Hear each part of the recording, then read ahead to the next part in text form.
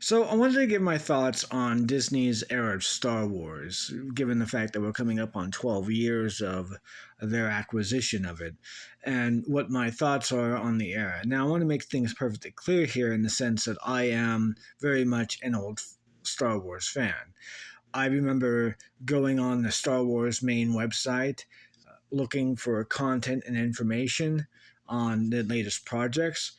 More or less, I had a bit of a stint going through fan films and fan creations. In fact, this was one of the main pieces of content I was looking forward to in a lot of ways.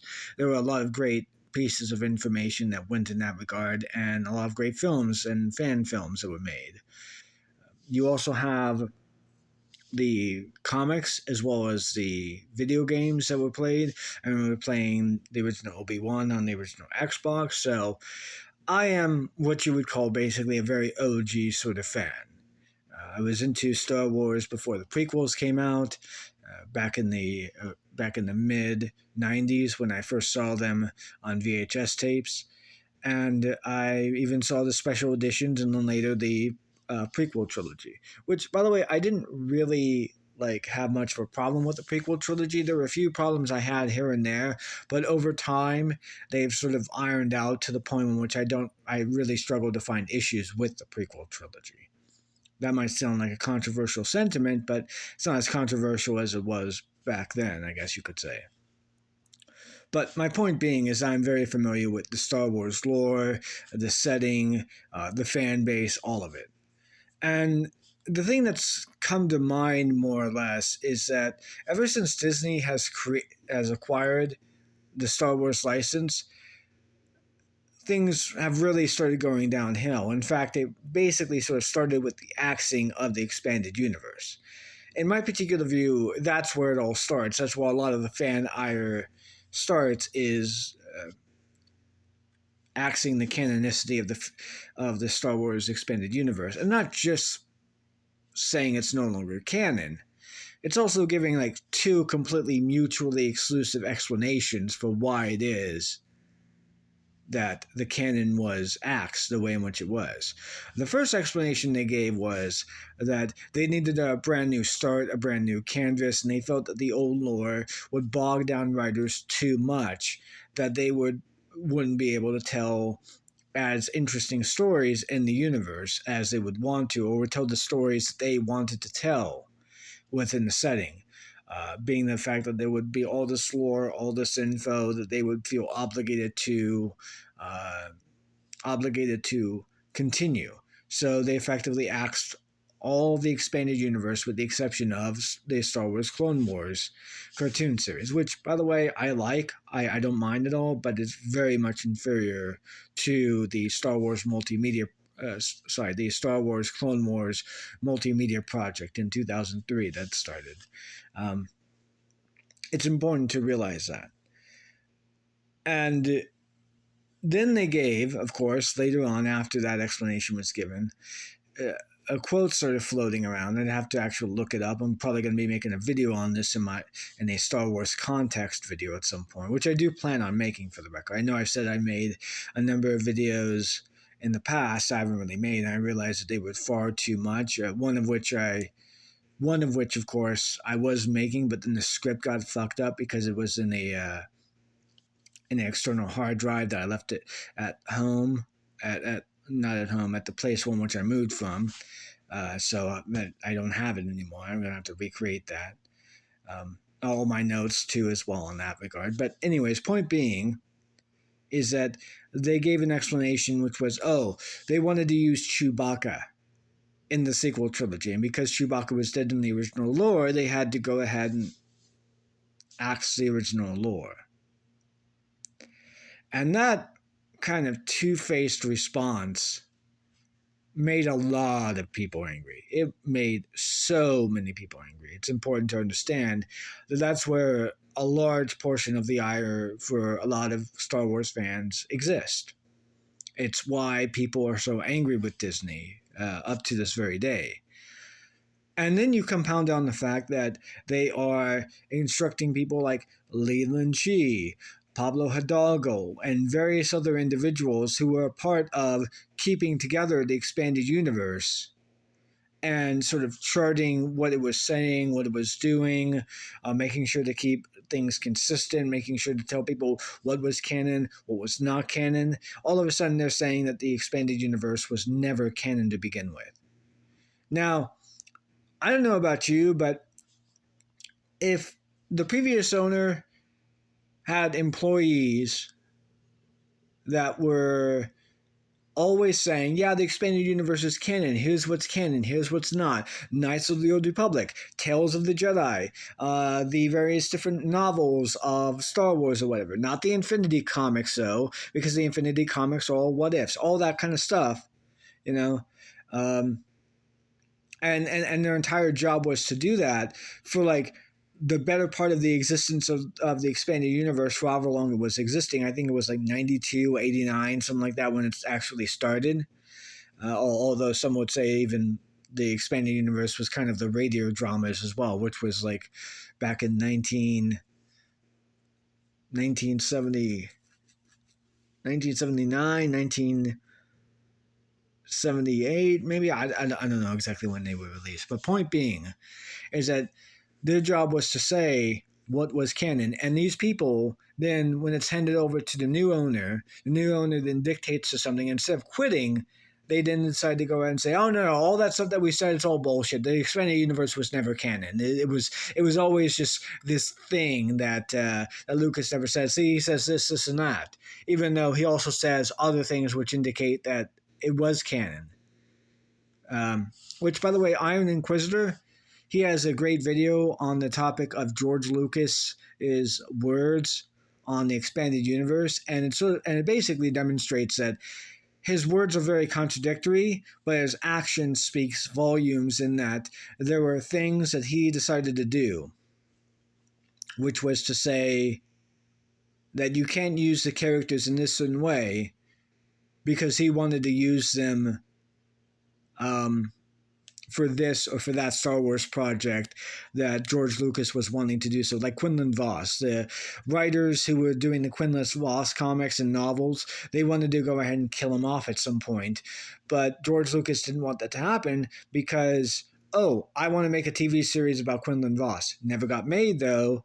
But it's like, why would he do that if the things that he was working on were never meant to be canon to the expanded universe? You got to think about that kind of stuff for just a second, just to realize that. So it's important to understand where a lot of fans are coming from in that regard, in regards to a lot of the despisal, I guess you'd say, of Disney's Star Wars, which, like, I don't like Disney Star Wars at all, and a lot of my hatred and a lot of my disgust for what Disney has been doing in regards to the Star Wars content that they've been churning out has been, for all intents and purposes, centered around that. Now, of course, then you have the sequel trilogy, which, like, let's all be honest, okay? Let's all be honest here, okay? You might think that the sequel trilogy was a bit bland when it came out. And you know what? You're right. There were people who were considering it bland. But the vast majority of the people, including myself, who now dislikes The Force Awakens when it initially came out, thought that The Force Awakens was an adequate start to a sequel trilogy. You know, obviously the mystery boxes were a little bit annoying. I did not think that J.J. Abrams' mystery box bit was like something that should have been done at all. In fact, I was actually talking to myself or thinking to myself at the time before it had come out, when he did that Star Trek movie, was that his penchant for action and special effects would work better in a Star Wars movie than it would in the Star Trek movie. And apparently I didn't realize when I said that at the time that they had this mystery box thing going on there, in which he was like, all stories are about mystery boxes. No, they're not. Sorry. But fast forward to later when The Last Jedi comes out.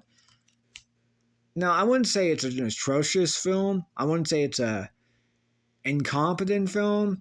But as far as a Star Wars film, it does not do it for me at all. In fact, it doesn't really hold up whatsoever under most regards. I mean, people are always talking about how the themes about this, the themes about that within The Last Jedi, and not really talking about how the themes coalesce in the logic of the film. Like, for example, people will say uh, that the main run against the Dreadnought by Poe Dameron, they'll say shit like, "Oh, there's a theme going on about uh,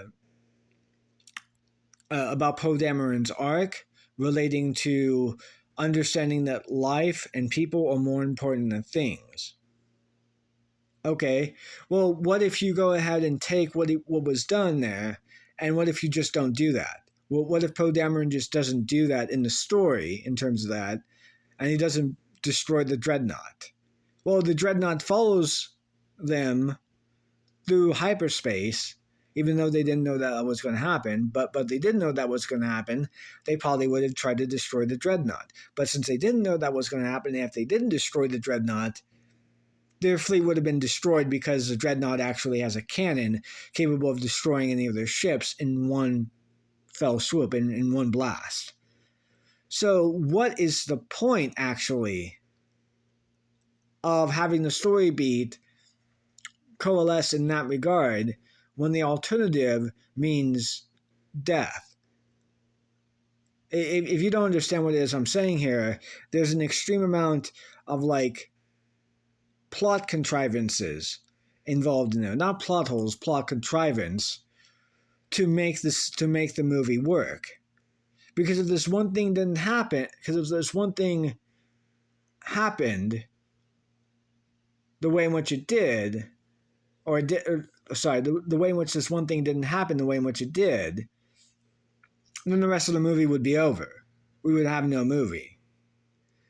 I consider that to be an extreme problem with writing, with story elements, and with understanding how to craft a good story in reference to themes.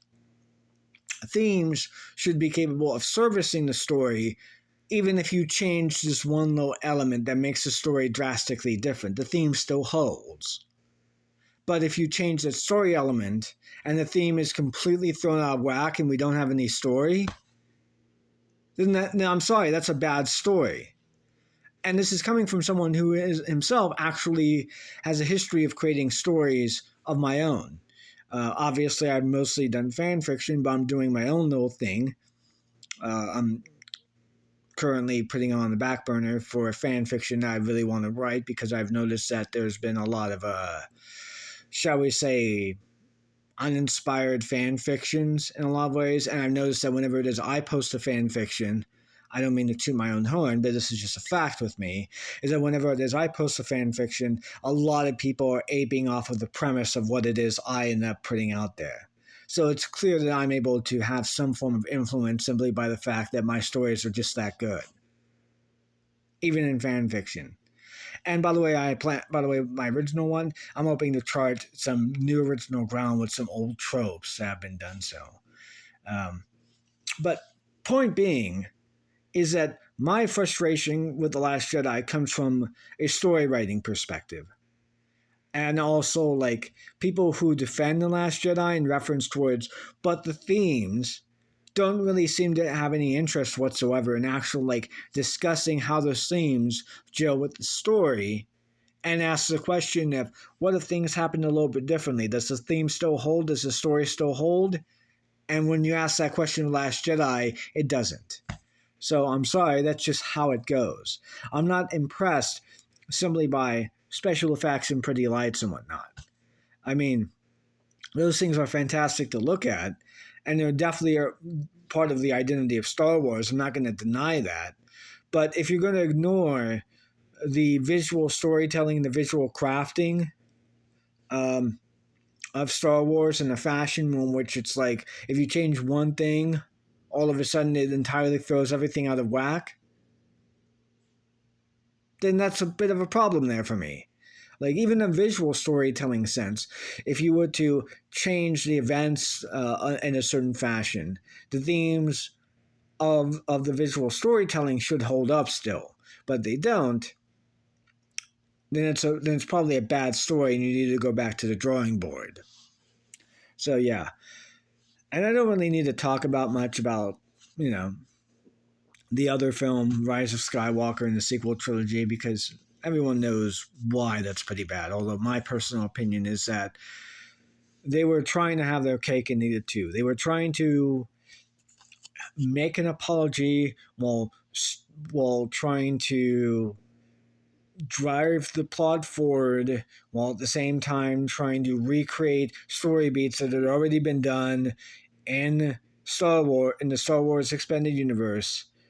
And somehow the worst stories that they took, they made them even worse. I'm sorry, but no, I'm not interested in that kind of shit. Okay?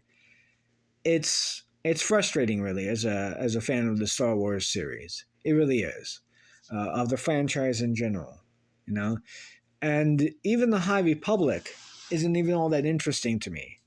Um, at first, when it was announced and when it came out, the various pirate groups, the main pirate group that was going to be there, that was going to be the main enemy of the story, it was presented in a fashion in which the Republic is encroaching on their territory, and it seemed like, oh, these guys are just fighting back against the Republic because they believe them to be an invading force. That's actually an interesting story. That's actually an interesting idea, which the pirates, who are traditionally considered to be outlaws and scumbags and not very trustworthy in the Star Wars franchise, are actually going to be portrayed as somewhat of the good guys. Maybe. It was hard to tell at the time. And then later on, as the story started progressing, as things started coming about, we find out no, they're just stupidly villainous for the sake of being villainous, and there's no depth behind them whatsoever. The Drengir, even though that was an interesting concept, the fact of the matter is that it sucks out all the tension due to the simple fact that we know that the Drengir are not going to be a threat in the main Star Wars universe because, George Lucas's series, his 6 movies are there, and the sequel trilogies exist. So it's like, why? It would have been better had they actually, instead of starting out the High Republic 300 or 400 or whatever 100 years it was, before the original trilogy, before the prequel trilogy. Instead, they should have said it like 2,000 years, 3,000 years in the past. That would have been far more interesting because then we realized that there was this major event that happened in the Republic, in Star Wars, that wasn't really, didn't have an impact long term, did at the time have a huge impact and probably continued to have an impact for a very long time. But because of the time frame between the High Republic and the prequel trilogy, there's no tension in the events. We know everything turns out right. We know that these pirates get defeated. We know the Drengir are no threat to anything. So, why would I buy this series? What is interesting about it? There's just little eccentricities that they pretty much prop up as the selling point of these. Oh, there's a pilot, a smuggler, if you would, and that smuggler, for whatever strange reason, I don't remember his exact name, but apparently the behind the scenes, his name is an anagram for Pope Leo X is gay. Why is that? I mean, it's a funny little anagram, but no one is going to know that unless they hear you say that in behind the scenes. And how many people in the High Republic are really going to hear that? I mean, how many people have read the High Republic and have actually heard that? I want to know. Does anyone know about that? I don't. I don't think. I think like a small percentage of a percentage know that. You also have like The Rock, who's a co-pilot, but like it's not a rock creature, or a sentient creature composed of different rocks. It's just a rock, and the name is geode. These are very uninspired, unoriginal ideas to me. Okay, it's not so much of the ridiculous nature of these things. It's just it's uninspired in a lot of ways. So yeah, um, I'm an old Republic kind of guy as well. Like I love the old Republic. I love how it is. The old Republic has engaged with the Sith and the Jedi and the conflict therein. It sort of gives us an understanding that the Sith weren't just evil beings for the sake of evil, but they were made this way specifically because the Jedi and the Republic decided to go and genocide the entirety of Korriban. And in the deep reaches of space, those that survived the genocide and fled promised revenge against the Republic and the Jedi. That is a far more interesting premise. And through that, by the way, you have beings using that promise, using that legitimate feeling of wanting revenge for their own ends and for their own purposes, and to service their own needs, while at the same time you have individuals like Malgus who truly believe in not only harnessing revenge, but also believe in the Sith Code, not because it gives them power, but because it liberates everyone. It liberates the people. Uh, it liberates those even outside of their people. Like the Sith Code is for everyone. It's not just a thing that the Sith should have, that the Force sensitive should have. It's a thing that everyone should strive for because it's empowering. Now, obviously, I disagree with that in many many ways, for obvious reasons. Not one of which is because of the lore, but because of like the fact that it's very Randian, and I do not like Ayn Rand's philosophy whatsoever. But you can kind of understand where they're coming from. You can kind of understand what where they're coming from if the alternative is to submit to a code, to submit to a way of life that ultimately caused their people to possibly be genocided out of existence if they hadn't fled. You can sympathize with that. You can disagree with it, but you can sympathize with it. But with the High Republic, what depth is there? What meaning is there? What overarching theme is there in the High Republic? In the Old Republic, it's the conflict between the Sith and the Jedi, and the ideological as well as the historical conflicts that these two sides have had between them, and how it encompasses both the Republic and the empires that the Sith command. With the High Republic, there's nothing like that. There's no overarching theme. There's no overarching ideology that guides the High Republic. The pirates don't even have an overarching ideology. They're just fucking pirates who just rage and pillage and even kill planets for like petulant reasons, because they're petulant villains, and that's not interesting to me. This is one of the reasons why, one of the many reasons why it is I do not like the Disney era of Star Wars. So yeah, I'll probably make another video talking about my view on the OG era, the Lucas era of Star Wars, and what it is I love about it, and why it is I like it. And I won't even mention Disney's era of Star Wars whatsoever, because that's what this video is for. This video is just to get that out of the way, so I don't have to mention it in the video that I actually do like. And for the record, I will say this for the record. There have been a lot of people who have been irrationally, and this is what I'm going to end it on. There have been a lot of people who have irrationally hated on the Disney era of Star Wars so much, in such incredibly over-the-top and performative manners that are meant to either get the money or to service an ideological, conservative, right-wing agenda. And it's not about Star Wars at all. It's about that agenda or making money. And these people are not Star Wars fans. They're not.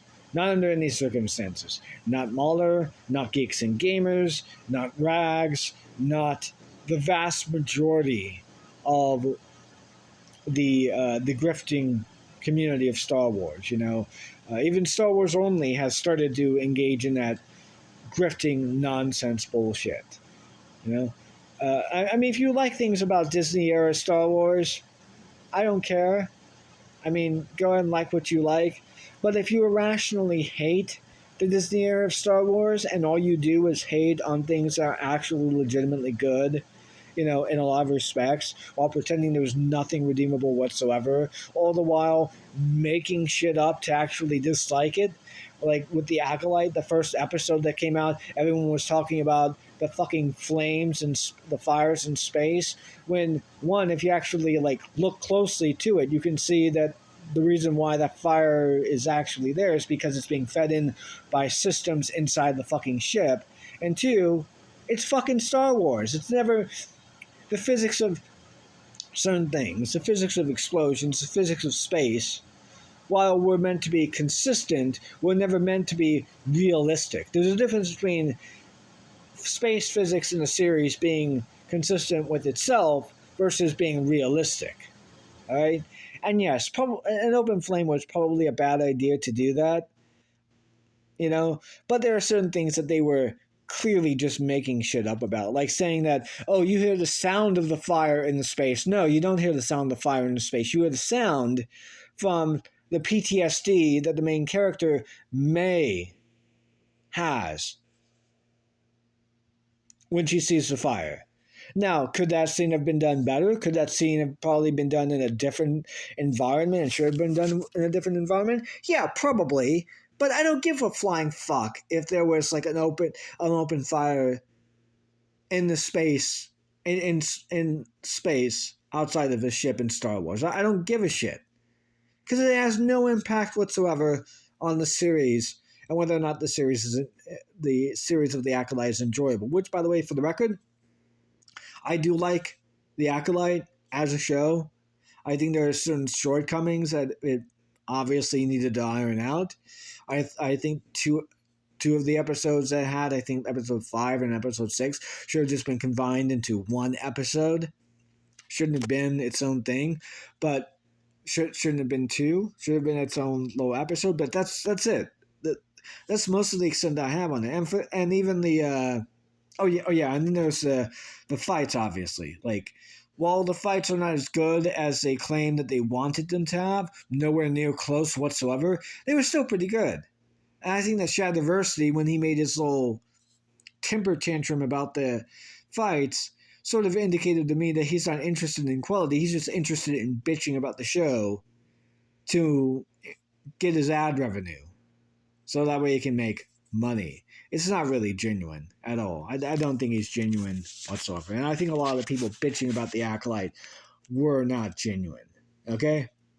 And last thing I'll say, the very last thing, is that these are the only things I actually like in the sequel, in the Disney era Star Wars in terms of content. Rebels, not The Force Awakens, but when they actually released, not now, obviously. Rogue One, Andor, the first 2 seasons of The Mandalorian, and The Acolyte. That's it. And to anyone saying The Acolyte got canceled, so therefore it wasn't a good show, I don't care. I do not give a shit what you think, if that is going to be your response to what it is I said about The Acolyte. So yeah, see you later.